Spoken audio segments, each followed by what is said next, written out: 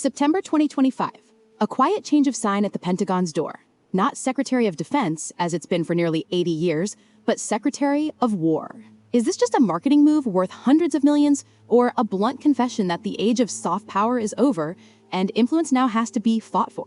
This isn't just a play on words, it's a symbol of how America sees its role in a world changing faster than ever. And to understand that shift, we need to unpack what American power is really built on. The same power now being challenged by China, BRICS, and even Europe.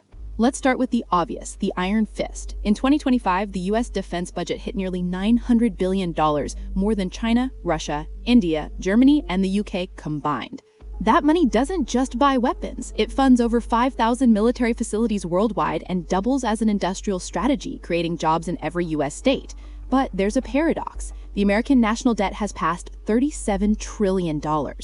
The world keeps lending because it trusts the dollar, but the cost of servicing that debt is rising so fast it may soon outpace defense spending itself. Still, America makes money from its military too. It controls 43% of the global arms market. Every F-35 jet or missile defense system sold creates long-term dependency, a bond often stronger than diplomacy. Then comes the energy revolution. In the early 2000s, the US was the world's biggest oil importer. Thanks to the shale boom, it's now a top producer, saving and earning hundreds of billions each year. Cheap energy, around 8 cents per kilowatt hour for industry versus 20 cents in the EU, brings factories back home and powers data centers that fuel America's AI dominance. At the core of it all lies the dollar. It's more than currency, it's an infrastructure of trust. 58% of global reserves and up to 60% of cross-border transactions outside the Eurozone move through US systems. People choose the dollar because they believe in the image America projects. Harvard, iPhone, Hollywood. That's soft power. America's entertainment industry brings in about $1 trillion a year. 7 of the world's top 10 universities are American, and figures like Elon Musk, Sergey Brin, and Satya Nadella show how the US attracts talent and turns it into global leadership. But even this digital paradise rests on a fragile foundation. Microchips. The US leads in design, Apple, Nvidia, yet 73% of manufacturing happens in Asia, TSMC and Samsung. Any disruption is a strategic threat.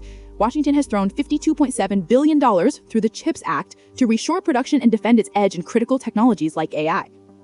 Today, that finely tuned ecosystem, energy, powers the dollar fund innovation, faces its first real stress test. China is building ports in 140 countries, BRICS is sending up rival financial systems, and America's allies are looking for a third way.